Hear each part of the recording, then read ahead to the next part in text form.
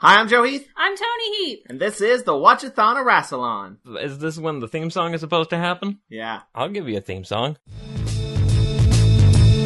Watch-A-Thon of Rassilon.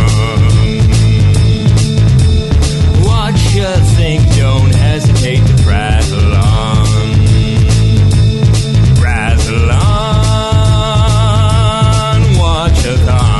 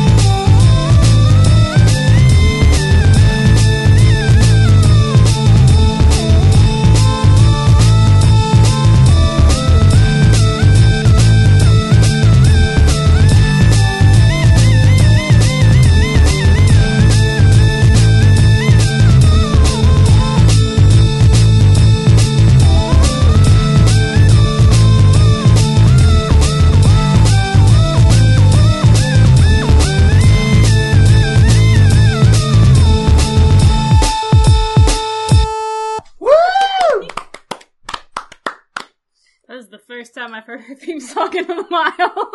Toni doesn't listen to the episodes. That was a live one, you guys. Today we're going to be talking about the first serial of the 8th season of Doctor Who, Terror of the Autons, which consists of 4 episodes that aired from January 2nd, 1971 to January 23rd, 1971. And I'd like to give a special shout out to Matt Golden for getting us those episodes. You can follow him on Tumblr at mgoldentumbles.tumblr.com. Thanks, Matt. I stole your line again. Oh, man. That's like the worst. I got like one thing. Oh. And you take it from me. No facts! And today, if you couldn't already gather, we have returning guest Vincent E.L. Hi. Welcome back. I'm giggly happy to be back. Welcome to the third Doctor. Yeah, and it's in color and everything, and not a whole lot of time travel. No. Not really. There's an alternate universe. Yeah, there was that. But that's about it. And karate chops. And climbing on tall things. There was some time travel, but it was only like a few seconds. And explosions. There's been stuff. Stuff's happened. Those are your substitutions. It's explosions, climbing on things. And a lot of military stuff. But there's always been a lot of military stuff, but now it's units specifically. And in this specific episode that we're about to talk about, an awful lot of color separation overlay. Yeah, I actually have made plenty of notes of color separation overlay. In fact, I would say that color separation overlay is a plot device, or at least accidentally a plot device, because every time you see it, you know what's about to happen. Sometimes it's used understandably, and sometimes it's just a woman in a kitchen. And you're like, why? Didn't have a kitchen set. I guess. And it was new. I guess. Or they needed to reshoot something when they didn't have access to the set anymore because it was being used by whatever soap they borrowed it from, or sitcom or whatever. There's like 2 shows, right, that they might have borrowed it from. There's that one drama show and there's that one comedy show, and it probably belongs to one of those. EastEnders and the other one. So, episode 1. I have a title. Up in Smoke. Up in Smoke? Oh. Nice. Mine is The Master Plan. Can we say why? Sure, because we open on a circus. There's a guy who looks like he works at a circus. Very stereotypically works at a circus. Then we hear the TARDIS noise. But it's not the TARDIS. It's not our TARDIS. It's a big blue truck. It's another TARDIS! I did not know when we started watching this that this is what this episode was. I didn't either. I was so happy. I didn't know either. I don't think I knew. I might have known previously, but then forgotten about it, because I do that a lot. That's why I take a lot of notes a lot of the time, because I tend to forget things. We haven't actually said it. This is the the Master. Yeah, it's the Master's TARDIS, and he lands, and he's magnificent. Yeah, it's looking like a horse box, but it's a blue horse box. Well, it's blue and cyan. It's Mega Man color scheme. He shows up kind of undramatically, a little bit. I mean, you are definitely like, you hear the TARDIS sound, and you're like, what the... I can't imagine if, like, people, if you didn't know who the Master was, you're like, oh shit, it's another Time Lord, who is this guy? Ah! Yeah. Whereas with us, it's like, oh my god, it's the Master, it's him, he's here! I think the first thing that people think would probably be, wait, is that the TARDIS sound? Is the TARDIS working again? And then it appears and it's like, did they fix the chameleon circuit? And then the Master steps out and you're like, new Doctor? No. Could it be the meddling monk? Could be. Who's the other one? The war guy. War Chief. War Chief. That's his name. Didn't he die? He died. Did he? Yeah. He's a Time Lord, though. Did he die? Yeah, that's true. Well, he was killed by a Time Lord, I feel like. Did it die? Is that, did it die? But yeah, I mean, it doesn't he doesn't dramatically reveal himself. He just steps out and looks around. Then he meets Luigi Rossini, whose real name is Lou Russell. Not the actor, but the character. He goes by Luigi Rossini as a circus guy. Ringmaster? Is that what he is? Yeah, I think so. That's the guy who's in charge of a circus. If this episode was made today, that character would be Paul F. Tompkins. I don't feel like that would be super likely, given the fact that they shoot in Wales, and Paul F. Tompkins is not often in Wales. Joe's just trying to get Paul F. Tompkins in everything. Yeah. Why isn't he in Doctor Who? Why isn't he on this podcast, you guys? Why don't you have him on this episode? That is a very good question. I mean, you gotta get him when you get to, what is it, 4th Doctor? That is his... I mean, it would be, right? Probably. Yeah, he'd probably... Yeah, he'd do it then. Yeah. Yeah, by then you'll have established yourselves as an established podcast, right? You're gonna get on the convention circuit and stuff, and you're gonna bump into the Earwolf crowd, and he's gonna be doing Spontaneanation and... We're gonna start having people from Earwolf, then I want to have Chris Gethard. Alright. By By the time this podcast goes up, we will already have done a convention, so... That's true. I hope it went well. I hope it did too. We're recording before the convention, but it has happened in the past for you guys. I mean, another alternative episode title for this is The New Ringmaster, but it doesn't really pay off much, because this circus guy is barely in it. The circus is barely in it. Yeah. Yeah, it's a very small part of it, but it's like, when it's introduced, you're like, oh, there's going to be a lot of circus in this, but then there's very little circus in this. But the Master puts the Renfield on him. With it's the same music cue used, I feel like, from War Games, too, when the Time Lords are using their scary eyes on the Warlord. There's a lot of war titles guys, here. War dudes. War friends. As a musician, I feel like I should know that, but as a person with very bad memory, I have no idea what you're talking about. Well, in the War Games, there's the scene where the Time Lord is torturing the Warlord. Steve Jobs looking guy. He's using his eye beams on him or whatever. And I feel like it's the same music that's used here when he's mind controlling. Like an unofficial theme? Of eye magic. It's the eye magic thing. So very little happens at the circus. He mind controls him. And they go to somewhere else immediately. It's very weird. I'm not sure. He uses the circus to get out of town, which is weird because he has a spaceship. They go to a color separation overlay workshop and they steal something. Yeah, is it right next to the circus? I don't understand. Because it cut really quickly to him smashing the glass thing. Don't know if it's supposed to be right next door. I think they went there. But he gets the Nestine ball. Yeah, he steals it from the last season's premiere. Yeah, for people who are paying attention and remember things, they will know that that's the Nestine ball. I'm like, what's that thing? To be fair, I was a little bit what's that thing then? But then later when they show it, I'm like, oh, okay, that's because it's a little hard to see here. It's on display, so it's hard to see. To be fair, they do smash it pretty quickly, so when they smash the display, it's hard to tell. But then we see the Doctor, and he's fiddling with the council again. He is singing, "I don't want to set the world on fire," and then it goes boom, and there's smoke, and he steps out holding some gizmo, and he puts the gizmo in a contraption. Is this the third time he's started an episode with singing? Or humming. I don't know, but I'm a pretty big fan of it. So, he puts the gizmo in a contraption and there's a knock at the door. And he says, no thank you. Someone steps in, and the Doctor is not interested. And then the gizmo explodes, and there's more smoke and a fire extinguisher. Probably a carryover from Inferno. There's one that they just didn't use, so... The Doctor gets mad that because this new person put out the fire. It's Joe. It's not me. It's Josephine. It's Is it gonna be like this the whole time? Yeah, The whole time. it's Josephine Grant, his new assistant. I feel like when we have Ben on again, he'll get his revenge. Possible. Now we have a companion named Joe. Which, a complete opposite of the Ben character. I love Joe. I do too. I know there was people that were worried we'd be upset because of the kind of shitty way she got brought into the show, but I like her. She seems capable enough too. I have no problems with her. I actually think she's really, really adorable. I am glad that we knew going in that she was going to be coming in and that Liz was not going to be in it, because I feel like we would have been mad. We would have been mad at her.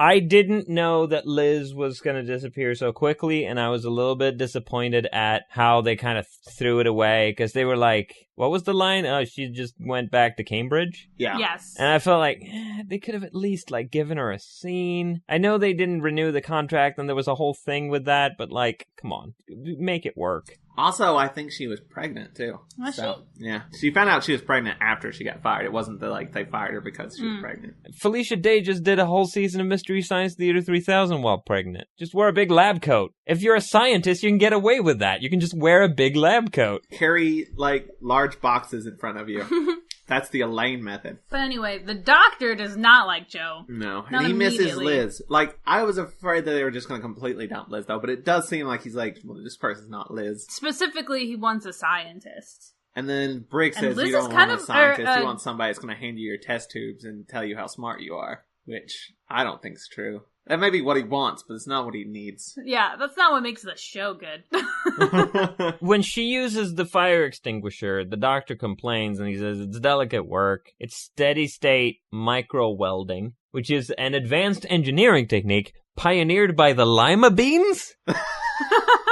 Am I the only one who heard that? Yeah, I did not catch that. Is that I what caught he says? most of that, but I didn't know what the planet was. He says the lima beans? I don't think that's what he says, but that's what it sounds like to me. It was like an advanced engineering technique pioneered by the lima beans. And I'm like, what?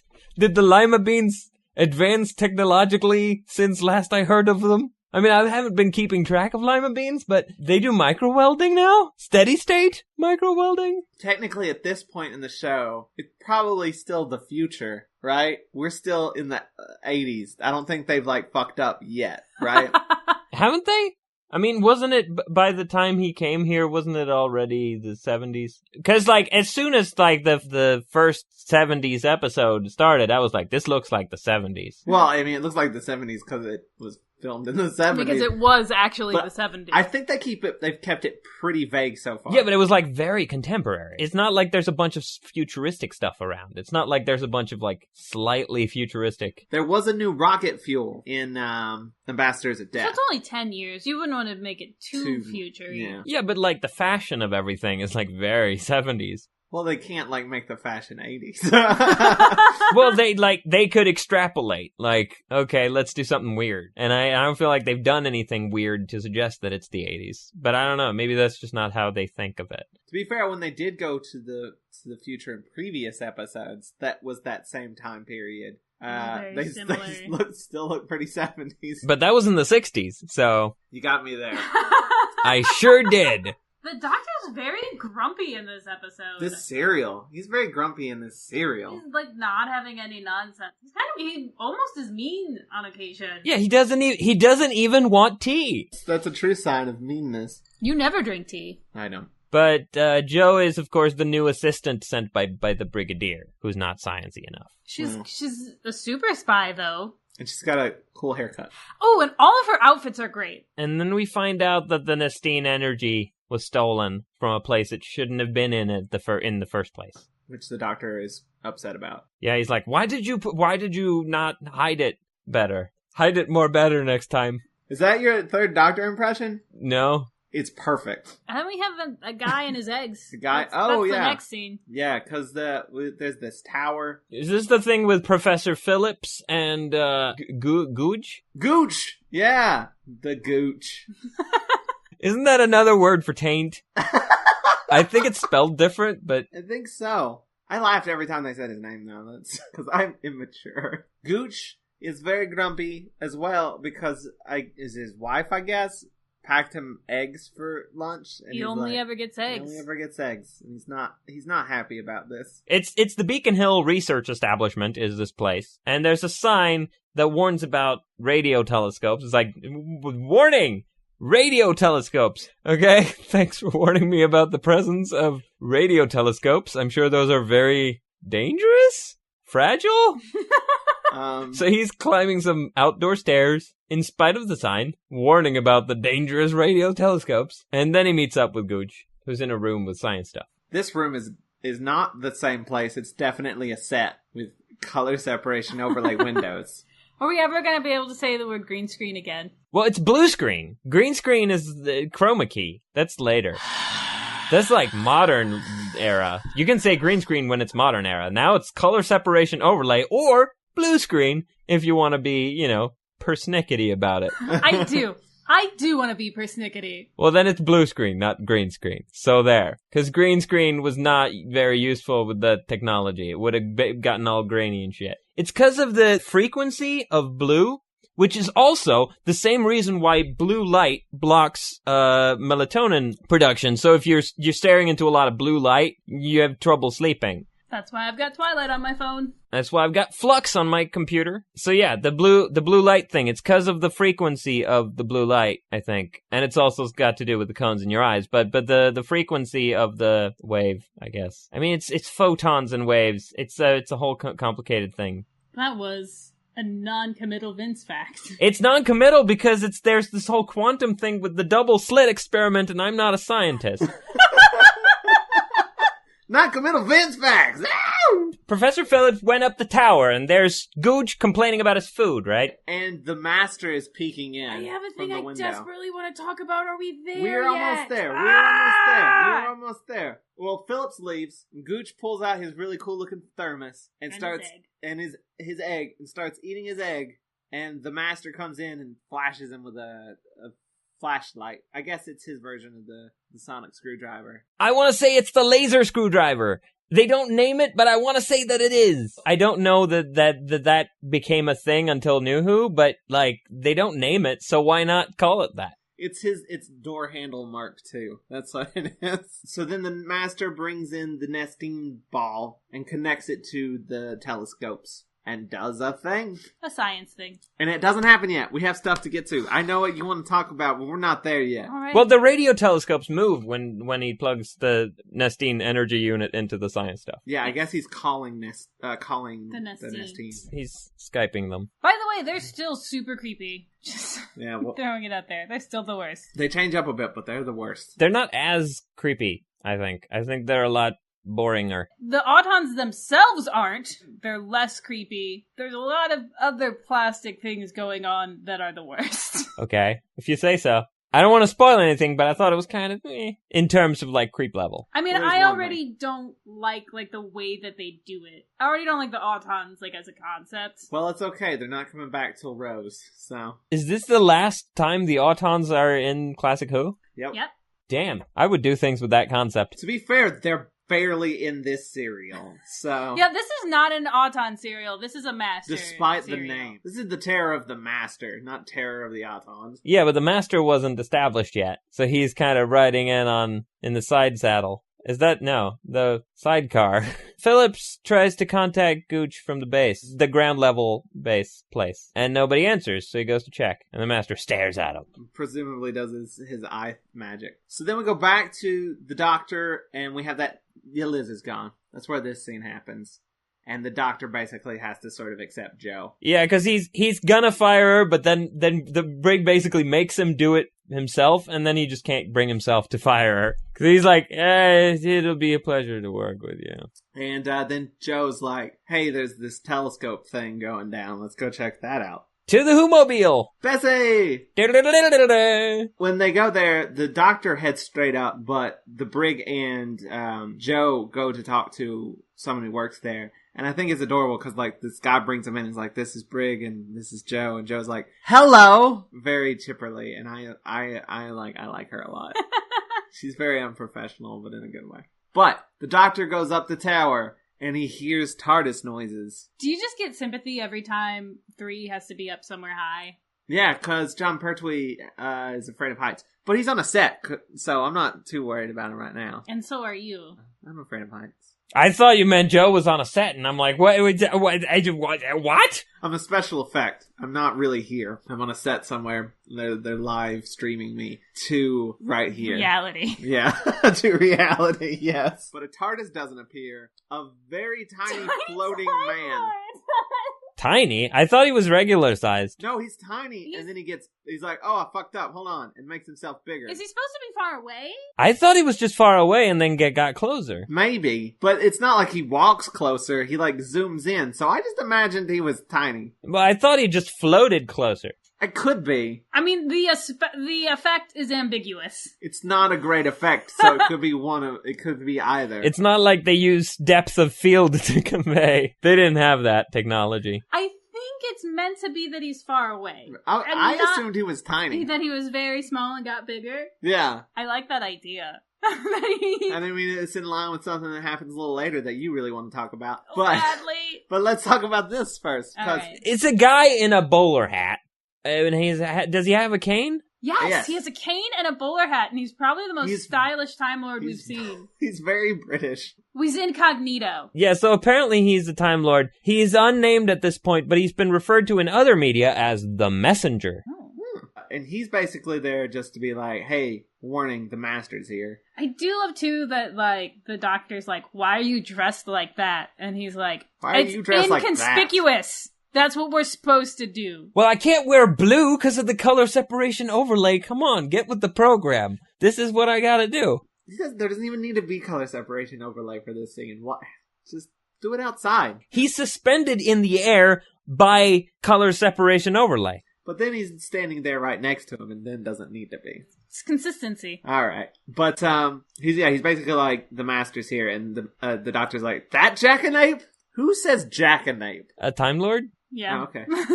And this is when he mentions that the Master did better than him in cosmic school. Because I believe you've theorized before that the Doctor got a doctorate and the Master got a master's, right? No, the other way around. I don't know what's what. I don't know which is which. Doctorate is higher. Doctorate's higher? Okay. So then it had to be swapped. But he also warns him that the door to the room is probably booby-trapped, which it is. Which I have questions. How do you travel without a TARDIS? That's some, like, advanced Time Lord shit that's probably, like, super dangerous and show-offy. 11 did it with a thing. I have a little question. Is he in fact traveling, or is he just projecting? I assumed he was traveling because of the sound. Because if he was tiny, if that is indeed the canon that he was tiny, then it might be because the projection is off. Like, the settings are wrong on the projection. This just makes the sound like a ringtone, then. But isn't that supposed to be the sound of the brakes? It is the sound of the brakes. According to New Who? According to River Song. Did it have the brakes in it? Because the Master's TARDIS kind of didn't. It had less of the brakes. Because it didn't have the key scraping against the string sound. It had the other parts of the effect, I think. Didn't it? Oh my gosh! Maybe you're right. Does it not have the brakes on sound? It might not. Everyone else knows how to fly the TARDIS, but the Doctor. Yeah, I think they took that part of the sound out and just used the other part of it. I think. I'm not 100% sure, but I haven't double checked. I'm willing to go with it because I like that. The Doctor is like, opens the door a little bit, sees that there's a wire, like a string connected to the door, connected to a bomb. It's like the worst thing, though. But the Time Lord is like, oh, the Master and his tricks and things. And then the Doctor's like, well, you should probably think of a pretty witty way to get out of this. And he just goes, nope, and disappears. Which is shakes his head and just goes, everything I expect out of Time Lords. Show up to be an asshole and unhelpful. To be fair, he does pop back in almost immediately and goes, oh, good luck, and then disappears again. Just double asshole. Not gonna help you, but And the Doctor sticks his fingers up the door crack and tries to unrig the thing, and apparently didn't bring the sonic screwdriver. Yeah, he hasn't used it at all since he's become 3. He's mentioned it, but he's never used it. Even though he really loves gadgets. So instead he jumps in and catches the bomb before it hits the floor, and then he defuses it by screwing it apart. The Brit comes in and he's like, what is that? He's like, it's a bomb. He's like, what? Is it diffused? diffused? And he's like, is now. like the most casual. casually. And then they inspect Googe's food, just half-eaten, and then... Because it's just gross eggs. And then we move on to the next scene, where... Okay, there's a lunchbox, and then we move on to the next scene. Come on! We find out why Googe couldn't eat all of the food. He's so small! Guys, I don't know if you know this, but this is like a weapon that the Master uses a lot. Is the make people small weapon? Yes! And I love it so much. And here's the thing, sometimes it kills people, but sometimes it doesn't. And they're alive, they're just really small. So, is that what he did to the Doctor when he became, like, little tiny Doctor in that shitty finale? It's a version of that. He has a weapon that makes people tiny! It's repurposed Time Lord technology, because, I mean, the TARDIS is bigger on the inside, and, like, the whole dimension thing is, like, a consistent Time Lord tech thing where they can control dimensions and stuff. Making people tiny, that's easy. That's child's play. No, you're thinking of that other movie, Honey, I Shrunk the Kids. It's Wayne Zielinski tech. I'm pretty sure that this is like the Master's weapon of choice for a while. And I am excited. There's gonna be so many small people. But he doesn't shrink anyone else in this, right? No, he just that only guy. uses this once, and it's not like, oh, that's the Doctor's shrink ray. He just shrinks a guy with very little explanation to it. Tony's been waiting for the camp, by the way, and the Master brings the camp. Oh, it's here. It's here now. Every single one of, like, the Master's plans is the goofiest fucking thing. I have a theory where I don't know how bad he is, like, at this point in time, and how much he's just like, oh, he got banished to Earth? I bet he's bored as fuck. Watch this. I feel like at this point, he's doing it as a friend. As a favor to the Doctor who's stuck on Earth and super bored. That would seem to be pretty consistent with modern era Master. The whole thing with like, hey, I'm your buddy. This is what we do. This is flirting. I feel like at this point in time, he is solely there to just give the Doctor something to do. I mean, that's why he is there. So they're going to need to find out where the Autons and stuff are going to be forming, I guess. So they're like going to need to search places that make plastic. And Joe's like, I'll start making lists. And then, like, immediately is there. Very, very quickly in the next scene, she is at the right place. But not yet. Isn't there a bunch of stuff before that? Because the Master has a meeting with Rex Farrell. Rex Farrell thinks the Master is a colonel named Colonel Masters. Colonel Masters wants more plastic. If I'm not mistaken, this character is played by the newscaster from The Ambassadors of Death. Oh. Can I admit something that comes up in the next scene? Yates. I can't for the life of me remember his face. So whenever I see a bunch of unit guys, I'm like, which one's Yates? Just tell me which one's Yates. Is Yates the new one? Yates is like half companion person. Okay. Yeah, he's the one that's like the Coco and all that. Yeah, jazz. I can't remember his face either. He looks like all of the unit guys to me. So it's like anytime like any sort of nondescript unit guy, I'm like, is that Yates? Is that the one I'm supposed to have a connection with? Yeah, and anytime Yates is in a scene and he's not like talking or he's not like being called attention to and doing stuff, you're like, is that Yates? Or is that some other unit guy? Benton I have a pretty good recognition for. Which one's Benton? Is that the guy with the big face? Yeah, he's like Yes. the second in command to Brigg, basically. I mean, he's like Brigg's assistant almost. Yeah, I can tell him apart from Yates. When I see him and I see Yates and somebody goes, Yates, then I know which one they're talking to. The Doctor exposition scene grants Yates Nestine octopus that manifests itself as a disembodied intelligence that makes itself bodies out of plastic. Doctor tells Brigg to go check out plastic factories. And that's when Joe's gonna make a list. Then the Master hypnotizes Rex. Yeah, he puts the Renfield on him. Who shall obey? And he basically freaks out for the rest of the serial. He's always making faces like, oh, why am I hypnotized? Yeah, he's struggling a little bit. The Doctor has taken the bomb and boiled it and got rid of all the stuff that makes it explodey. It's basically so the Brig can't have it. Because the Brig's like, ooh, a bomb. And the Doctor's like, nope, not for you, dumb humans. And then we cut to Joe sneaking around. And she is immediately caught. Yeah. And goes, oh, hello. She's so cute. And then she's caught by Rex and the Master. And gets hypnotized. Not fully Renfielded, but she's given a task. And she's also getting sort of memory wiped a little bit. So she can't remember where this was. They give her a bomb, and they tell her to take it back, and she does. Do they give her a bomb? They give her a bomb. Or they send a bomb there. Well, the bomb was in the car. Because Phillips's car has been found, abandoned, in a field. The field where the circus was. And there's a zinc box in it. And the doctor thinks... Well, first off, another guy shows up to complain to Rex. Is that Rex's dad? No, it's McDermott. Rex tells McDermott about Colonel Masters, and it doesn't ring a bell. And that guy was in the Ice... No, not the Ice Warriors, the second one. Seeds of Death.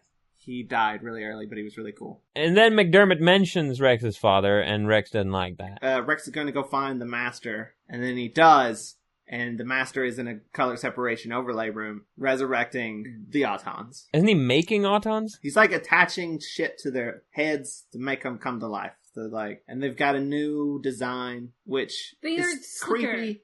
It's creepy, but not as creepy as Mannequin. The first time they show up, they look old. They look dilapidated, and now they're shiny and new, so they're less scary. They also look less human-like. The eyes are pretty creepy, though. But then we go back to... Unit.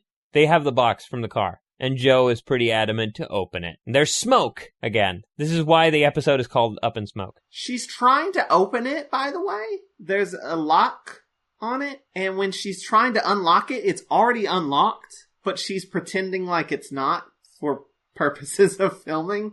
But it's very clearly open. And she's just trying to make it look like it's still locked. That's the cliffhanger. Yeah, she judo chops a dude too. One of the unit guys. She just punches him in the thing. She's like, I have to open it. And that's the end. That's the end of episode 1. We are now into episode 2, which I have called Inflatable Chair of Death. This episode is called When Toni Met Joe. Is there a Toni character in this episode? Yep. I did not know that. I don't remember a Toni, but alright. We'll see. So the doctor throws the box out the window. Yeah, some days you just can't get rid of a bomb. Other days, the doctor throws it in the water. Luckily, the birds were out of the blast radius this time. And no nuns. Those are Batman references. The doctor instantly notices Joe's been hypnototed. Traumatized for her own hypnotized action, she's catatonic. And I think he sits her down in a chair that's very ornate, and it looks pretty similar to the chair that Dodo sat in when she was being deprogrammed. Does this happen a lot to the doctor? He just has to deprogram people? He has a specific chair set aside for it. Not because it has a function, just because it's part of the routine. He's gotten used to that chair being used for that purpose. No, this is the deprogramming chair. Don't sit in that for breakfast. That we use that chair is for deprogramming. It's part of the protocol. And he goes on to say that the Master has the ability to hypnotize people to do things that they don't want to do, unless they're super they have strong wills. Super strong wills. But he can still make some people do things they wouldn't normally do. Which goes against everything I've learned about hypnotism. That's what he says. He's like, but that's not how hypnotism works. And the doctor's like, well, yeah, it does. When the Master does it, that's how it... Because he gets around it. Because he's really good at it. He's got eye magic. And speaking of chairs, that's what this next scene is about. The Master has an inflatable black plastic on its chair. own, first of all. And it's a very dramatic scene as this black plastic chair slowly inflates, and it's supposed to be very dramatic and menacing. My notes for this scene are: the Master demonstrates special plastic to McDermott. This is a scene where a guy gets eaten by an armchair. He convinces him to sit in it, which your plan's not really great if you have to convince them to sit in this funky looking chair. Yeah, and the thing is, he touches it and he's like, it's all clammy. He complains about the feel of the plastic, and then he's like, no, try it, sit in it. It'll be great. And then it eats him. It chews him up. And the guy has to pull it down on top of himself so it looks like it's eating him. But he's just inside of it while it's deflating. So far, the Master has shrunk a guy and killed a dude with an inflatable chair. Did you guys have those inflatable? Chairs that eat people? No. Yeah, I had one growing up. Did it eat people? You had to feed it constantly or it would stay deflated. So it was just full of people? That's what inflated it? Yeah. Feed me, Toni. Feed me all night long. Maybe, like, you know, an animal here or there. Why not just get a different chair? Aesthetics. Did it sit right next to your deprogramming chair? I had, like, a bright pink inflatable sofa. I think I had an inflatable, clear blue plastic chair. I feel like those were really cool, like, in the 90s. They were never cool. I thought they were cool. You were wrong. The doctor deprograms Joe. She doesn't remember anything. Joe specifically doesn't remember what factory the master was at, and that's like an after effect of the hypnotism. Rex's dad shows up at the plastics place guy thing. Is really upset about what his son is doing. Master tries to hypnotize him, and it does not work. His will is too strong. Well, he's like, well, curses, my hypnotism didn't work. So the master's next plan is to evilly turn the heat up in the guy's car. The master and Rex give some excuse for why McDermott is dead, too. They're like, he just sat down in the chair and he just passed away. I think they say that it was some sort of plastics accident. I thought they tried to make it off like it was natural causes of some sort. I don't remember the details, honestly. I just remember that they were like, yeah, he's dead. It's really sad. But not that sad. Hey, listen. About these plastics. We need to make all of these ugly dolls. Yeah, that's the master's plan. First off, I thought he was just like, he just turned the heat up in his car. And it's like, is that the sole? That's his plan. That's your sole plan? He's gonna be sweat. so uncomfortable. Like, he can adjust that. It's a knob. You turned it.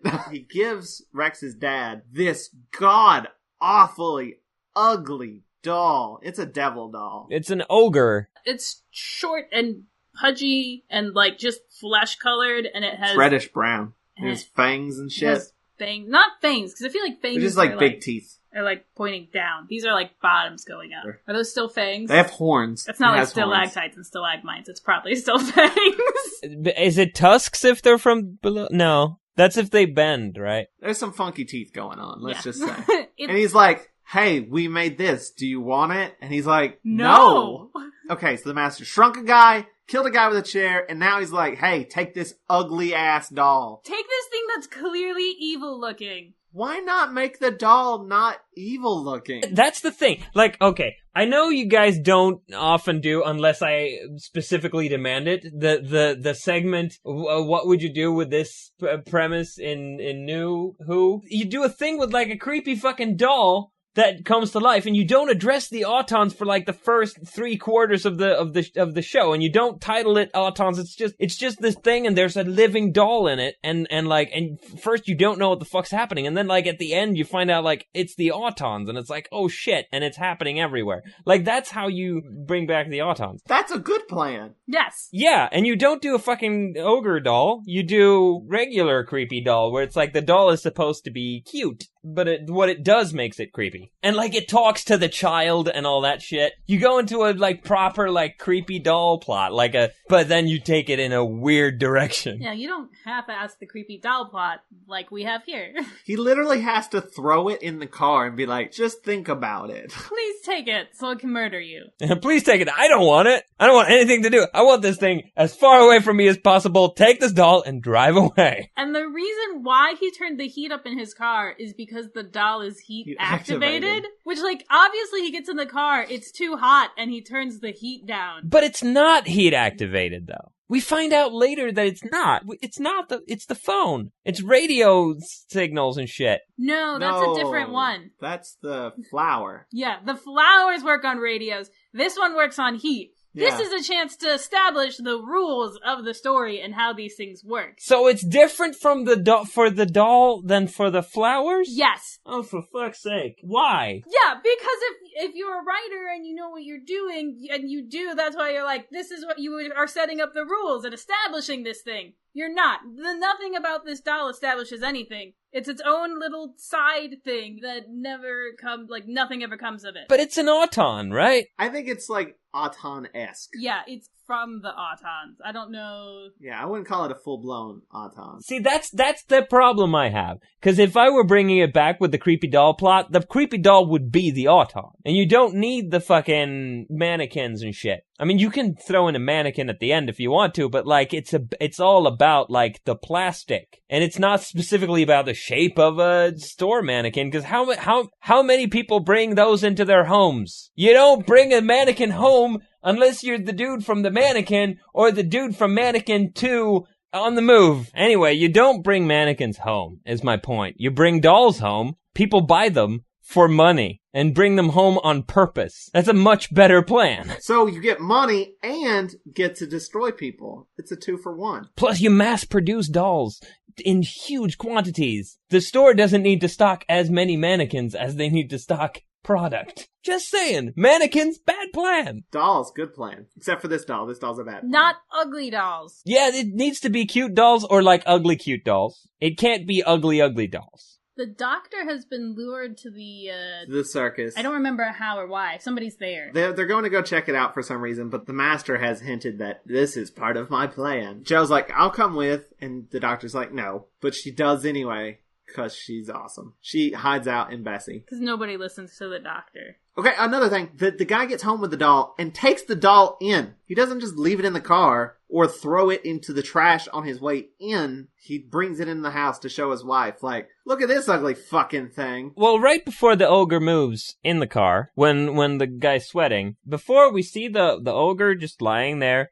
and then we cut to the guy sweating, and then we cut back to the ogre, and it's a color separation overlay, and then we cut back to the guy, and then we cut back to the ogre and starts moving. And that is what I mean by plot device, is that color separation overlay is being used as a way, and there's a music sting with it and everything. It's like they're basically telling the viewer, look, it's color separation overlay. It's about to do something. It's like that when you're watching animation and there's like a series of books on a shelf and sound. one of them is slightly differently shaded because you know that one's gonna move. Or when you're playing a point-and-click adventure game and there's one thing that's like not anti-aliased and you know that that's the thing that I'm supposed to click on. That's color separation overlay. I hate this effect so much. It's the worst. It doesn't look great. It has not aged well, and it probably didn't look that great back then either. It never But looks I good. don't like it. Every time it happened, I was like, no. We don't need this. Take it back, please. I don't care for it. Oh, you know why? Have you ever seen Cat's Eyes? Cat's Eye. Cat's Eye? The trolling that. I watched that with some kid when I was babysitting once, and I was like, oh, we can't do scary movies. And the kid was like, I can do scary movies. And I was like, I'm sure you can. I don't want to watch a scary movie. Because you're going to go to bed, and then I want to be up in the house all alone. And that's what happened. The house looked like the house from the movie, and I was like, that thing is in the walls, and I know it. And that's what it made me think of. I don't know why. That's like it. Probably the least good plot in that whole movie. I know. I'm well aware of that. I thought you were gonna say the least good Stephen King thing, and that would have been hard. Oh, it's not the least good Stephen King thing. That's Maximum Overdrive. Okay, so the doctor finds the Master's TARDIS and is about to go into it, but is stopped by a strong man and Luigi. This strong man may look familiar to some of you. Because it's Toni. Ah! He's Toberman, too. It's the same actor playing the same role, character. basically. It's not the same role, cause here he's a circus strongman, and before he was, assistant to the bad guys. But both are strong silent types. Yep, it's the same archetype. He specifically says, he doesn't say much, but he's really strong. That's like a line of dialogue from this episode. So they catch the doctor and they tie him up. The doctor attempts to bribe Luigi. Toni pulls out his wallet and there's absolutely no money. It's because why would the doctor have money? He's well kept at Unit. Joe calls into Unit, lets him know what's going on, and they're like, all right, stay there, don't do anything. And she's like, well, no, I'm gonna do stuff. Also, her fucking phone booth that she's in is color separation overlay. Filming an actual goddamn phone booth! Damn, Joe, calm down. They had to bring a phone booth into the blue screen room. They probably already had it in there. And they probably had it rigged for sound and lighting and color separation overlay. Just Drives me nuts. Okay. She immediately disregards all things that Unit says and goes and, like, the doctor is talking to Lou and, like, her head peeps up in the window. It's really cute. The doctor notices her out of the corner of his eye and just shakes his head no, like, don't do it. Stay back. Farrell Sr. complains to his wife and shows her the ogre, and she says, there's something evil about it. Yeah. Why did you bring it into this fucking house? We have a trash can right outside. Yeah, you could have fucking left it in the car. You could have thrown it out on the side of the road somewhere. But it comes to life and comically kills him. Which is just him, like, rubbing it on his throat, and he falls down, and his leg kicks up, and then falls down. That's when the wife, like, hears the struggle and turns around in the color separation overlay kitchen, and then runs in and screams. Which doesn't kill her. No, it doesn't. Just him. We should mention, by the way, that the ogre is either a stiff dummy or a guy in a suit, depending on whether it's color separation overlay. So it's cutting from the stiff doll to the other shot and back to the color separation overlay of the guy in a suit lying still. Who has difficulty getting moving. up, by the way. Or just moving at all. Because it's padded, I assume. I don't like it. It's not good. It doesn't read. It doesn't look right. I think it doesn't look good, but it's kind of creepy because it doesn't look right. Yes. It makes you just feel uncomfortable. Like, yes. Ugh. I will agree with that. Like, it's not a great effect, but the whole time it's happening, you're like, I don't want to see in the this. pit of my stomach, I don't like it. It's almost like borderline Uncanny Valley sort of thing. Like, it's like, it almost looks like a real thing, but it doesn't, and that's making me feel weird. I'm not in that place. I'm more like, this effect is just so badly done that it's like, and it's not badly done in a charming way. It's just because it's so video-y that it's like it's out of like some really like cheap kids show. Yeah. From the we're 70s. Watching a kids show. Looks like a kids show from the 70s. I mean, Doctor Who can be better than that. That's true. Okay, back in the doctor's all tied up. Lou's gone off to do whatever Lou's gonna do. And the doctor's like talking to Toni and says something about like, it's getting to the point where I might just call for help. Help. Help. Help. He's saying it so undramatically, like so deadpan. I loved it so much. So Toni comes over and starts stuffing shit in his mouth so he can't scream. It's a rag, and then Joe hits Toni over the head with a red sugar glass thing. Missing sound effect. Apparently enough to knock him out. Not such a strong man anymore. Did you notice that you just hear the sugar break? I did not notice that. Interesting. Yeah, because that does not sound like glass breaking. It just sounds like... It's like, okay, she just hit him in the head with sugar. Guess that's enough. Maybe he's it's diabetic. Weird that there's a Joe and Toni in this. Yeah, that's why this episode is called When Toni Met Joe. Because this was when Toni met Joe. Really, they didn't meet. He never saw her. Well, what I mean is, he was hit to the head. That was the meeting. It was a physical meeting of Toni and Joe physically meeting for the first time. So Phillips who's Phillips? I don't even remember. I just have a note about a guy named Phillips and I don't remember who he is. Phillips is one of the guys from the place. Oh, Phillips the guy from the beginning. Yeah, the guy who went up the tower and then went down again. The guy who did not get shrunk. The master is Skyping with him. Yeah, and he's like shows him Doctor and Joe are there, and then the master's like, you go take care of them. And so Phillips runs in and he's got like this hand grenade thing, and the doctor's like, resist, and he's like, okay, and runs out and blows up. He dies. I wrote down a bit of dialogue. I'm not sure when this happens, but I guess it's now-ish. Joe says, what on earth is he doing inside a horse box? Doctor says, well, it isn't exactly a horse box, it just happens to look like one. And then Joe says, you mean there isn't a horse inside? The doctor says, no more than there's a policeman inside my police box. Because policemen just hang out in police box all the time. All the time. Constantly. It's so fun in there. That's where they hang. I mean, they're bigger on the inside. So they rush out and like see that Phillips is dead. Doctor pries the TARDIS key out of the Phillips' cold dead hand. Well, probably warm dead hand. It's a bloody dead hand, too. Yeah, there's a bit of blood there. In the palm, right? The blood is in the palm of the hand. Yeah, it doesn't quite make sense. Well, that's where the bomb was. The bomb should have just technically blown his hand off. Wasn't the bomb in his other hand? He was holding the bomb and the key in one hand. To be fair, that guy shouldn't even be there. He should be, like, in chunks. Ew. Giblets, as they call it. A circus mob rushes up to him, led by Lou. And Lou hits the doctor with a sledgehammer? Yeah. The cops show up.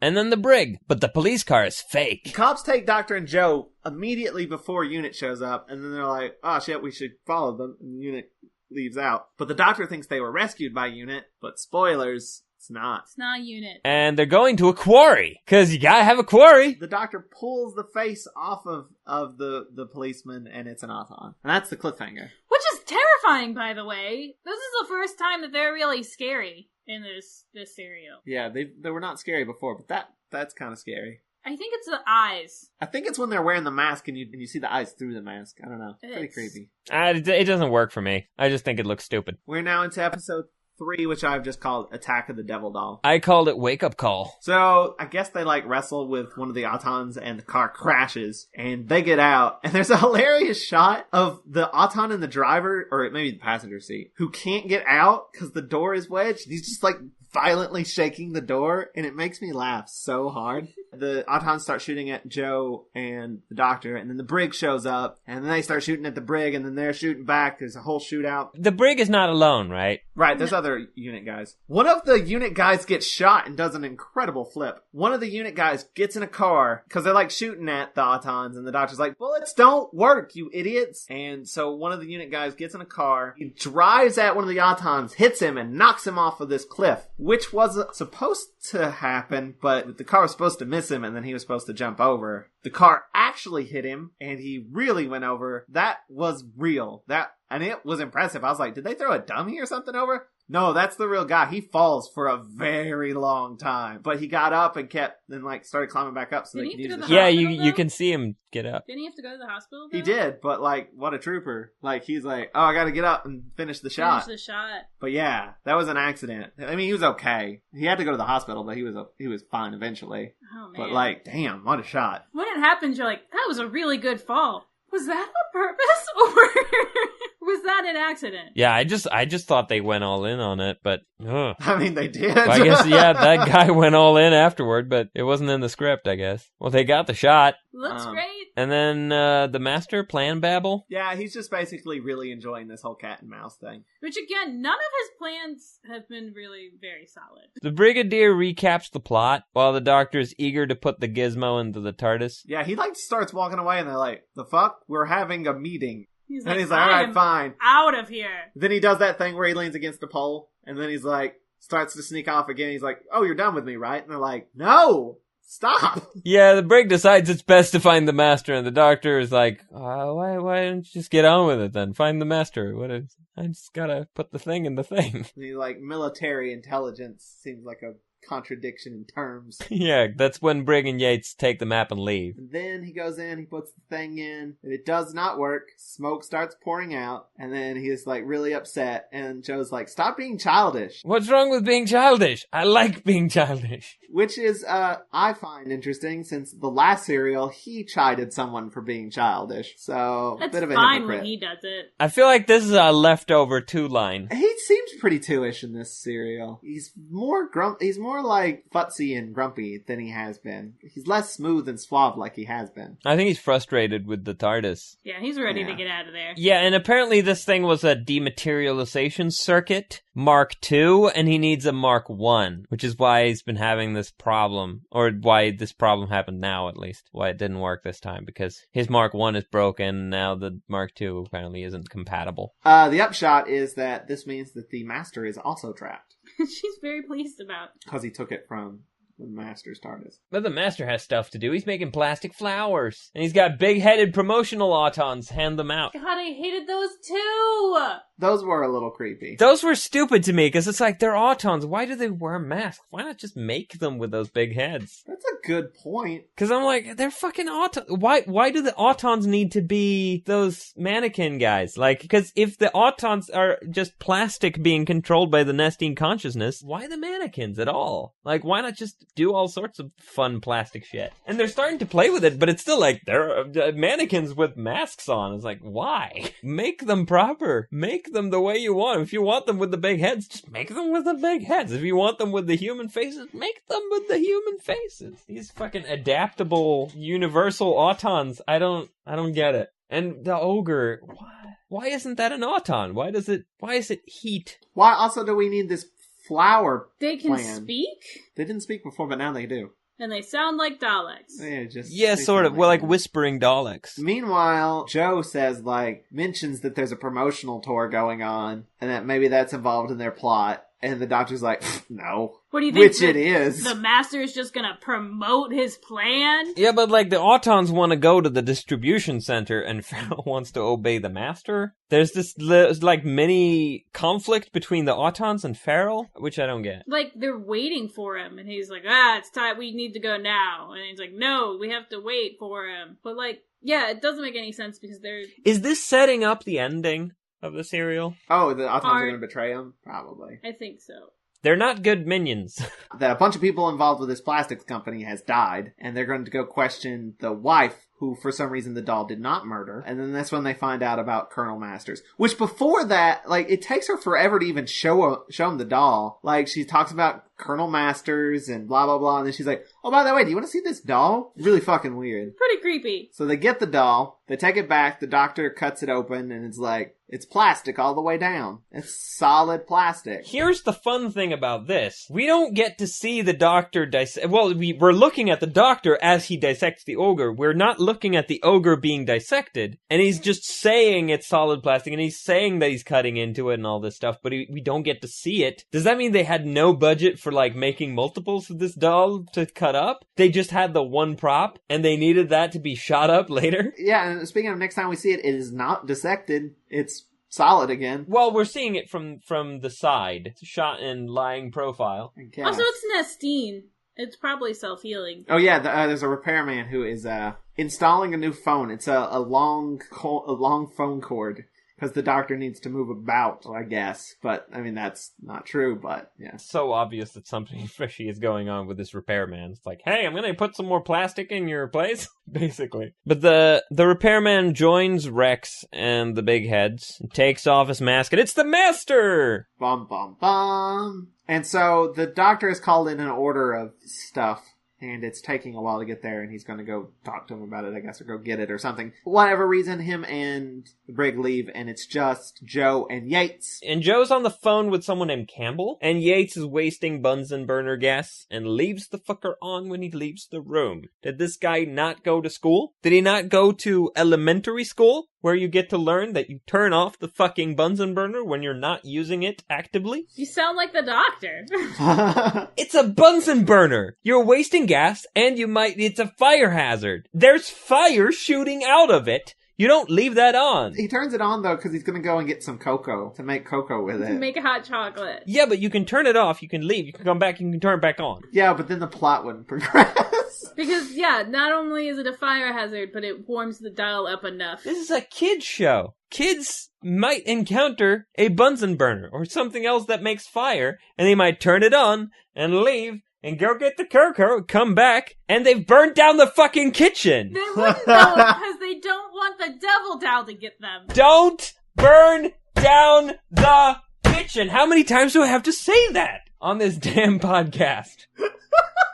Fuck's sake. Okay, so... The doll comes to life, and Joe fights it. Yeah, oh yeah, there's a color separation shot of the ogre, so that means it's about to do something. Which is move and menacingly go, ah, at Joe. Again, the shot where we're looking at it, the first shot, it's not moving. We're getting a color separation overlay just to tell us it's about to do something. As if they couldn't get that shot with just a prop. It's like they're deliberately telling us this thing is about to do something. And there's a music sting. It's like they're doing, look, it's color separation overlay. They're calling attention to it. Why are they doing that? Aren't they at least pretending or lying to themselves and telling themselves, hey, when we do color separation overlay, you don't notice. Isn't that the pretense? Isn't that what they're trying to do? Where it's like, oh yeah, the whole point of color separation overlay is you can't tell. And now they're using it as if the whole point of color separation overlay is that you can tell that it's color separation overlay. It's so weird. Is it just me or is that super weird? It is weird. Maybe it's like they feel like you need to ease into it just to make it feel more real, but I don't know. But it comes with this music. It's like, I don't know. Maybe not that one. That's a pretty good one. Maybe like that. It comes alive. Yates comes back in with Coco and is like, what's going on? Oh my god, there's a devil doll! And shoots it.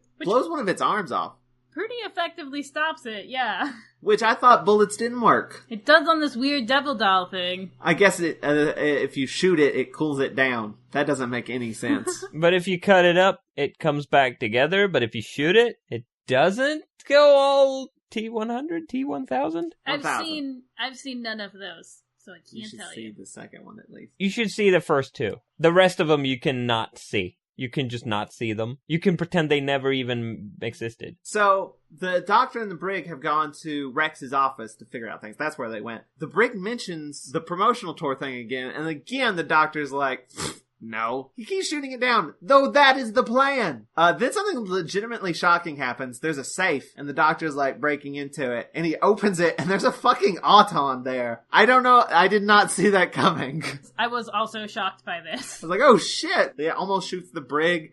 The Doctor slams the safe shut, and then locks it again. Which, that guy's just been there. Yeah, he's just been hanging out. I know it's just like plastic or whatever. Am I the only one who is hung up on the flower? The Brig and the Doctor, they arrive at Rex's office and they find a plastic daffodil. And they're talking about it, and the Brig takes it, and then he puts the flower down while searching the desk. He should be keeping his eye on that flower because for all intents and purposes, I thought, that flower is an Auton. Keep it contained. Seal it in a thing. Do something. You can't just put it down. That is your enemy right there. That flower is dangerous. It's an Auton. What the hell are you doing? Instead, they're going to take it back to unit and put it in a vase. Why put it in a vase? It's plastic. Put it in a case and lock it and make sure nothing gets into it. Seal it up. Put it in a safe. Put it in quarantine. Put it away where it can't hurt anyone. It's an Auton. I think they actually have a conversation where it's like, the Brig's like, but it's just a plastic flower. And the Doctor's like, it's plastic. Plastic. Do you know what we've been doing here? Have you been paying attention any? So they do go back, and that's when they figure out heat equals life, even though it only works for that one specific item. Which has already been blown apart. I thought the Doctor coming to the conclusion that Autons are triggered by heat, I thought that was a really weird jump of conclusionness that he made. How does he get to it? He does that all the time. Quotes the Bunsen. Figures out that, like, what's-his-face left the Bunsen on. And he's like, oh, it must be heat. That's circumstantial. That's one piece of... It's a possible piece of evidence. He doesn't test it. He doesn't follow up on it. He just goes, have you met the Doctor? It must be the heat. Vince is like, where's your control? It could just as well be the phone. Too many variables. Your data is not useful. Yes, somebody was talking on the phone at the same time. Maybe it was the phone. Speaking of, the Doctor gets a call. It's the Master. And the Master, like, gets this little, like, beep, beep, beep device and puts it into the phone. And it's sound waves. The cord starts I don't think the cord is an Auton. I think this is something else. I think this is another... But it's plastic. It's all of the plastic in Autons, right? Because it's the Nestine consciousness and there's the plastic that it's controlling. How are the Autons any different from other plastic things? They're just plastic, right? Except they've got guns. But the cord starts wrapping around the Doctor, which is great, because that means the Doctor gets to pull some ridiculous faces. God, he is so good at faces. But, like, there's the heat-controlled ogre, there's the radio-controlled flower, and there's the sound-controlled cable. But it's all Autons, right? It's all just plastic. I feel like the cable is just something... The Master knocked up? Yeah, it's something unrelated. Like the bomb. But it might as well be the Autons, yeah. Like, why not keep it consistent? Why have these different rules for different Autons? This is like the dumbest plot yet, though. First of all, it takes so much to set up. You have to send somebody in there to pretend to be a technician. It was him. He didn't send someone. He wore the mask. Okay, I'm gonna go over the list again. Shrunk guy, evil chair, devil doll, flowers, and phone cord. This guy is cheesy as fuck. Like, all of his plans are like Wile E. Coyote level. This is what I'm saying. Like, it's obvious to me that he is not trying to kill the Doctor. He is trying to give the Doctor something to do. Escape this evil phone cord. That's the end of the episode, by the way. That's the cliffhanger. And we're now into episode 4, which my title sucks, but it's Plastic Comes to Town. That's what's on the side of the truck.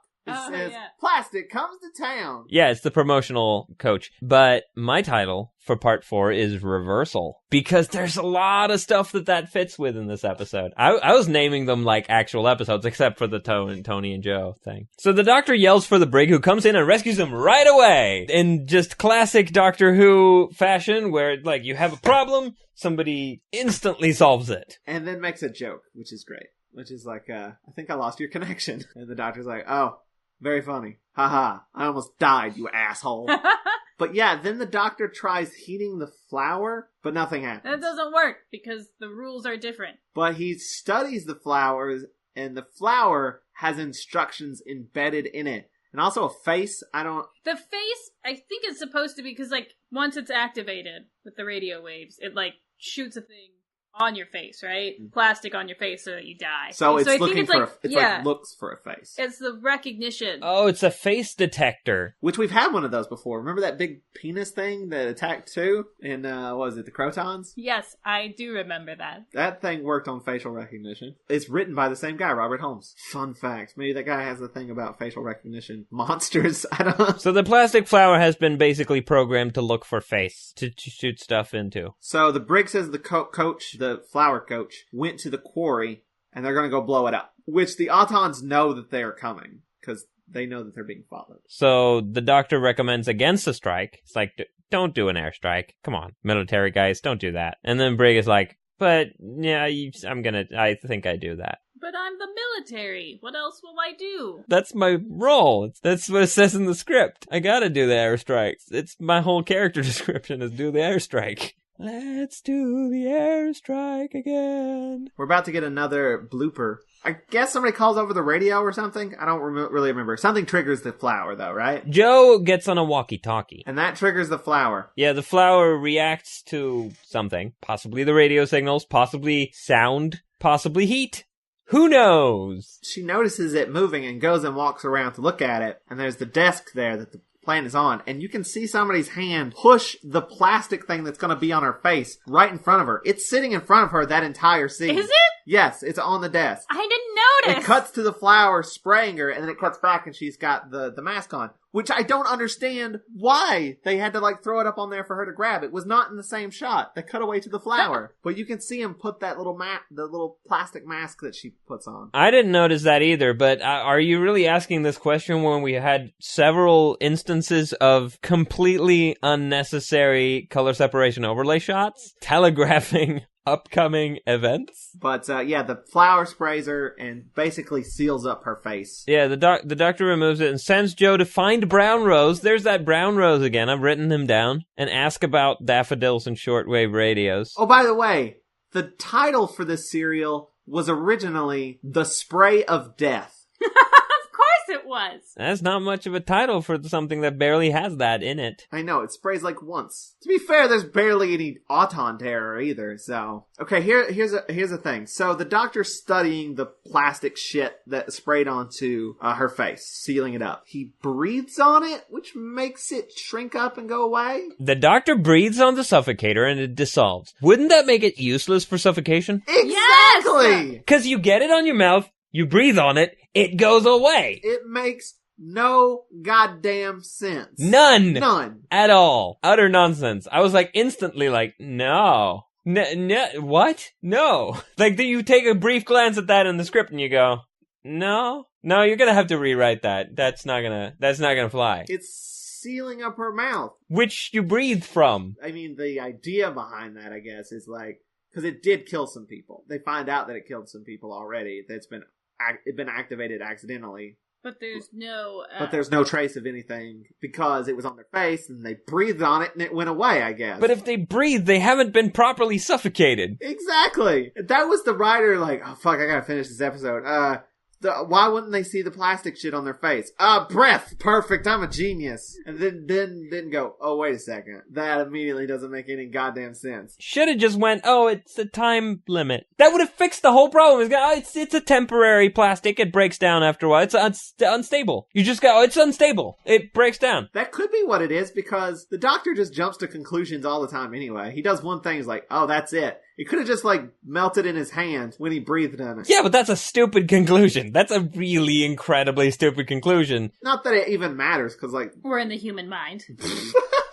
It doesn't even matter, because, like, this is the last this plot even fucking matters. So the Master shows up. He walks in and is like, hey, I'm here to kill you. But before I do that, let me tell you my plan. Yeah, and the plan is, kill thousands of people with the daffodils, and then while people are busy going, what happened? Invade. The Master tells his plan, and basically the solution is the Doctor's like, yeah, you know, like, the Autons are just gonna turn on you when they're done, right? That's not now. That's way later. Oh. That's, like, right at the climax. He could have done it now. He could have been like, hey, you can't just team up with Autons. They don't give a fuck about you. Like, he could have done that now, but he didn't. He could have saved us all some time. He could have fucking sent someone to even, like, deliver that message. Hey, just tell the Master the Autons are gonna betray him. Like, right off. Right away, from the beginning. It's like, just when they go and look for the box in the car, they could just left a note there. So Joe comes in during this conversation, and the Doctor has the TARDIS circuit, and the Master's like, give it to me or I'm gonna kill Joe. Well, the Doctor specifically mentions it, and he goes, I have this thing, so if you kill me, then you'll destroy this thing, and you'll need this thing to get out of this place. And the Master is like, well, I'm just gonna shoot her instead. And I was like, fair enough, and goes to give it to him. That was a super smart plan. Joe's like, don't do it, and mentions that the quarry thing's about to happen. Rex falls out of the Master's thrall and gets shoulder chopped by an Auton, which apparently is enough to incapacitate him. Rex is no longer Renfielded. But he does get immediately knocked out, so it doesn't even matter. Well, I mean, it matters in as much as he is no longer a thing that's part of the thing. So the Doctor, Joe, and the Master all drive there to the coach, which fucks up the Briggs plan. He's like, oh shit, I don't know. Do we abort? Do we have time? Abort? And then we see like stock footage of a plane going in, and then it goes back out. So the airstrike did not happen. Joe and the Doctor get tied up, but they've left the Doctor close enough to the brakes that he can step on the brakes, which lights the brake lights, and he sends a Morse code message to unit. He could also just step on the gas and fuck everybody up. Well, that would be a little more noticeable. But Joe gets out of her restraints because she's awesome. That's part of her training or something. Yeah, she's a super spy. So she gets out of her like tied upness and then unties the Doctor as well. And then Rex is awake again. I have committed atrocities! And like grabs the wheel and jerks it to the left or the right. And they've driven to the radio telescopes. They crash through the sign. Rex is wrestling with the wheel, and the Doctor and Joe jump out of the coach. And then Rex get knocked out again. Yeah, and then shootouts happen. The Autons in their like mascot uniforms come out and start shooting at Unit, and Unit shooting at them. It's a whole back and forth thing. The Master runs up the tower, pushes a dude off, which is really great because it shows him falling off the thing. Then it cuts to a different shot, and he falls through that shot. He falls for a very long time. He gets into the control room and starts adjusting the dials, and the Nestine are coming. He's calling them down, which aren't they already there? I don't understand. Is there more coming? The invasion. There are more. Yeah, there are more Nestine consciousness squid creatures. And the Master has a Nestine power thing. This ending is a little sloppy, to be honest. The whole serial. This is when the Doctor's like, oh hey, they'll probably betray you. Do you really think that thing will distinguish between you and us? On a dime, the Master's like, oh, you're right. Let's team up and stop him. Like, why didn't he even think of that? Like, it's as if he's going, I didn't think of that. It did not take any amount of convincing. He just like, oh shit, you're right. Which, if you're going by the theory that he's just fucking with the Doctor for fun, that makes sense. He's probably like, oh man, this has gotten to the point of almost no return. I don't want to... It's like he made a puzzle for the Doctor, and the Doctor was taking too long to figure it out. And he's like, oh wait, this piece goes here. And then the Master's like, yeah, you solved it. Good job. I'm just gonna turn this off now. Oh yeah, the Doctor wants to reverse the polarity. That was part of it. And then the Master's like, of course, and then we'll twist some dials and look cool. And then the serial will be over. And then there's a shot where like things get all like staticky. Everybody's going, ah, at the staticky, and like the Brig and the Doctor are acting so hard. I love that. So great. What are they exactly reacting to? The electromagnetic field? I don't know, but they're doing their best. And then the signal sort of dissipates into the air. We see the signal just sort of blow away in the wind, as signals do. That's how radio works, right? And then all the Autons fall over. Yeah, they get tired, and they, like, stagger about a bit, and then they just lie down. Some of them, like, full on fall down, and there's, like, the last guy just sort of gets down on his knees very slowly. He did not commit. He did not. But then the master is missing. Yeah, and then they go to find him. He's running towards the coach. He gets in the coach, and then he gets out and, like, is surrendering. And I was like, why didn't he just run off in the coach? Yeah, he's got hands up, but then he pulls a gun and he gets shot. A bunch. And we're like, oh shit, well, that's the end of the master. I thought he'd be in a round longer. Yeah, and then it turns out now it's Rex in a mask. Yeah. That mask was pretty effective, I feel like. Well, no, they showed him, and then they cut away, and then they cut back, and he's wearing a really obvious mask. But when they take off the mask, you're like... That was an effective reveal. Because I was like, what is happening? I did not see that coming. That moment where you're like, oh shit, it's that guy. He is actually clever. He is doing this poorly on purpose.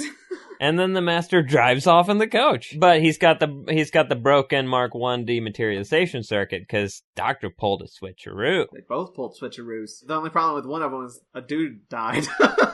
And the Doctor looks forward to meeting him again. Because she's like, you don't seem worried about it. He's like, no, this is going to be fun. He's got something to do now. He's been trying to get off Earth just so we could have something to do. I just needed a big bad, you guys. I've never had one before. Yeah, he needs a nemesis, man. I feel like this is the Doctor's first big bad. I mean, I guess Daleks. I think this is kind of a response to the Batman series, where it's like, because wasn't that was already a thing. That was a few years earlier. This show is trying to be Batman. It's trying to be the William Dozier Batman TV show. And that explains the gadgets. And the kung fu that's going to come into it, or whatever you're going to call it. It's not only just Batman, but it's also Sherlock Holmes, too. That was the genesis of the Master. It's a Moriarty type. But that's the genesis of Batman as well, because that's the Joker and the Riddler. Like, if you take the Joker and the Riddler and you put them together, you get Moriarty. Because it's like he's just fucking with them, but he's complicated. That's Moriarty, right? He's just fucking with them to sort of see how far he can push him. That's the Joker. But he's also sort of trying to one-up his smartsiness. Setting up elaborate death traps that are ridiculously stupid. Yeah, that's Riddlery. So it's a mix of the Joker and the Riddler. And I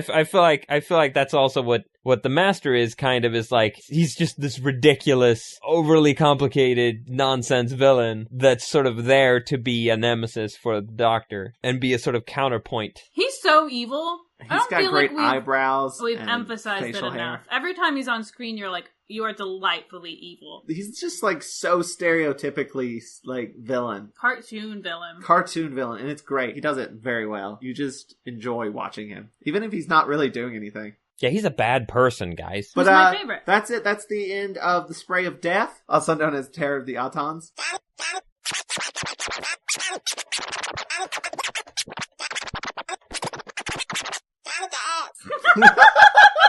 My final thoughts are, this serial is ridiculous, and I kind of love it, and there are so many things wrong with it. There's so much in it that's just so stupid, where it's like, oh, come on. One look at the very idea, and you go, this could be fixed. Where it's like, there's so many things like that. And there are so many, both in like the writing and the way it's been shot. The color separation overlay signaling is ridiculously pointless. The whole plan is just so many things that every part of the plan is just, what are you doing? Why? What are you trying to accomplish here? Why are you teaming up with the Autons? Why do any of this? All of it. And it's so many things. So many things. You're not wrong. No shit, I'm not wrong. I'm fucking right. But it's fun. It was fun in all of its ridiculousness. And the Master is delightful. I think we can all agree that the Master is just great. And I feel like this sows the seed for the Master as we know him now. The Master still is, ridiculous, over the top, has plans that don't really make a whole lot of sense, makes huge mistakes, and is just a moron. Just a fucking idiot. That's sort of stayed the same, at least from that point through New Who, and I don't know if it's been consistent through the classic series. I haven't seen that many stories with the Master, and obviously this is the first one. It'll be fun to see how consistent they stay with just the ridiculousness of the Master's really stupid plans, and whether that's going to be a thing where it's like every time the Master is on, his plan makes no sense, and he ultimately is done in by his own ridiculous, over-the-top, bad planning. I was just thinking, there's also this question of, like, why would the Master even want to, like, take over Earth in the first place? Is his motivation ever addressed in the serial at all? Is he even trying to take over anything? Does he state that he's trying to take over the world? Is that a thing? I think he does say that. He wants an invasion, and he wants to kill a bunch of people. I think there's some point where he's just like, destruction, just total destruction is the end goal. I think it's in one of his, like, monologues to Rex. So he just wants to watch the world burn. Yeah. But, like, why specifically this world? Because his boyfriend's there. That's why. Yeah, that's pretty much it. I mean, it's the Joker. It's just chaos.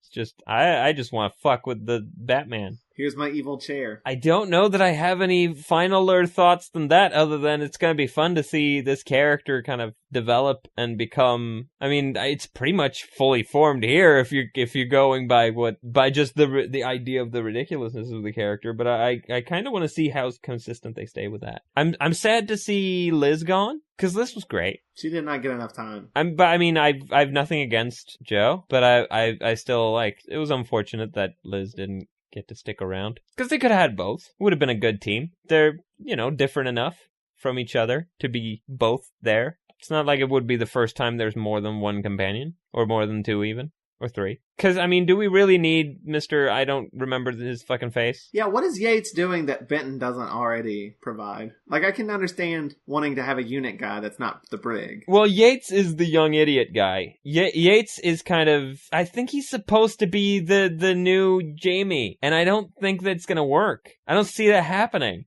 But I think that's what they're going for. I think they're like, oh, we want to get back to that dynamic where we have, like, an idiot. And I'm sorry to use that word about a character I don't even know, especially. But, like, I feel like that's what they're going for, where it's like, oh, this... Because, I mean, he left the Bunsen burner. But he was going to make Coco, and that's kind of adorable. Exactly, that's what they're going for. They're going for the Jamie type. But I don't think he can pull it off. I don't think they're gonna recapture that magic. I don't think they're gonna do it. But yeah, I suspect Yates is gonna be like a secondary companion for a bit. It's hard to, like, characterize people as companions right now, just because they're not traveling. Yeah, it's like they're employees. Yeah, exactly. But I feel like they're trying to recapture that dynamic of companions and of a team TARDIS and stuff without having the TARDIS, and they're using UNIT to do it. Still not entirely certain how I feel about it becoming a sort of workplace sitcom.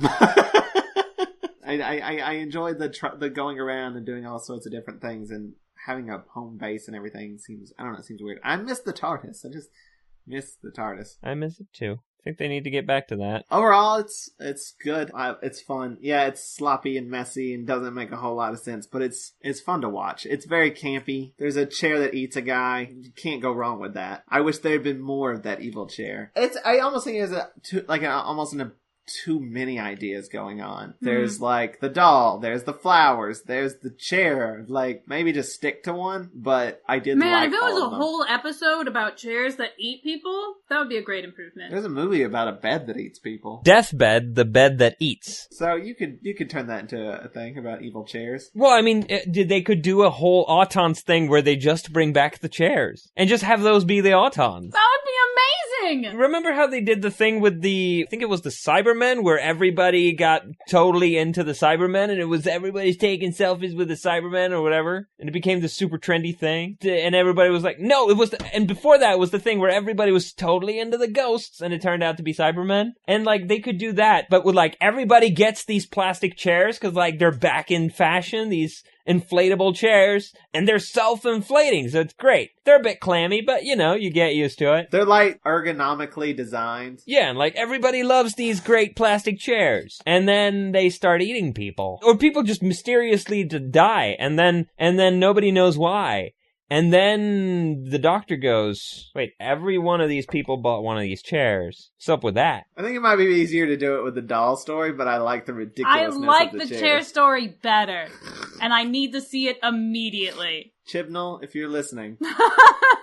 But, yeah, I enjoyed all of this in spite of and mostly because of its ridiculousness. I love Jo. I immediately loved Jo. You should love yourself.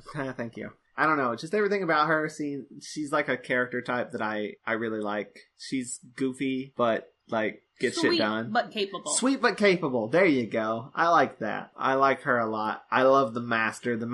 He just comes in and he's there. He's great. He's Hammy from Square One. Yeah, and with the most weird, ridiculous plans. But I will say I feel like the Autons are a step down from their previous appearance, but I still like the serial. And also it's nice to have a 4-parter. It's been a while since a 4-parter. Well, shit, you guys already said everything. I really love the Master. Kind of my assumption of the third Doctor is that he would be very campy, and he has not been very campy up until this point. The Master is very campy and delightfully evil, and I want to see more of him. And also, I want to see him shrink more people for obvious reasons. You like Jo? Yes, I do like Jo. I mean, she didn't get to do much. Not that, like, she didn't do anything in the serial. Just that, this is the first episode with her. And she was good in it, but I can't say I have, like... Strong feelings, yeah. But what about Gooch? Gooch is the best character. Ah, the Gooch. I'm calling him the Gooch, because clearly that's the preferred nickname. Well, he got shrunken, though. So that's pretty awesome, right? What if he's not dead? What if he's just taking a nap? And he's just small forever now, and everything else is so big. He could sleep in that lunch pail. It's a spin-off. Continued Adventures of Gooch. He goes back home to his wife, and his wife has to take care of him. She makes him little tiny food, like tiny eggs. She could knit him tiny sweaters, though. The Big Adventures of Tiny Gooch. That's the title. Chibnall, seriously, give us a call. Vince, any plugs? I have a song that I recorded, that I wrote, years ago and recorded pretty long ago. And I made a video for it, and I didn't finish it. I should really finish that. So I've decided I need to finish it before I turn 30, and I'm about to turn 30, so I guess I should finish that. So that'll be out by the time this podcast comes out, I guess. So look for Undiscovered, Already Forgotten on YouTube, I guess. It'll be there. So J. Bartholomew Hivamond, wrote a book called The Princess and the Pterodactyls. I mean, there's a draft of it finished, and at some point, there's probably going to be some edits to it and some possibly additional bits and pieces to fill it out to novel length, possibly. If not, it's a novella, I guess. So that might be coming out somewhere at some point. I'm part of it, too.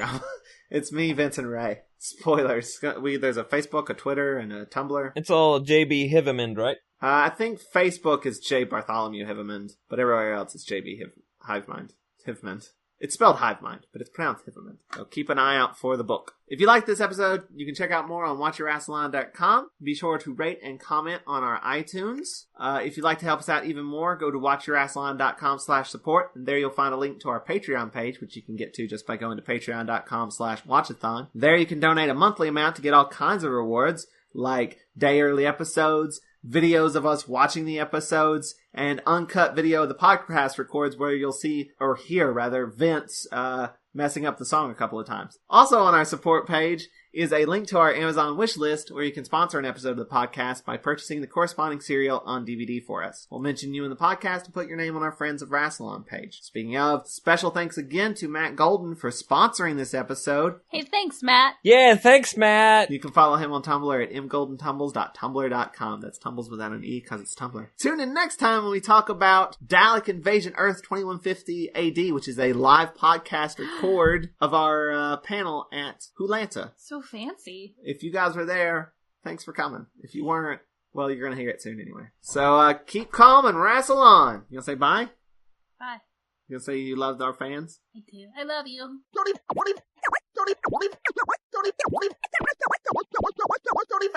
Bye, you guys. Bye. Bye. Goodbye. I love you. Be nice. Be good. You don't seem very worried about it. I'm not. As a matter of fact, Joe, I'm rather looking forward to it.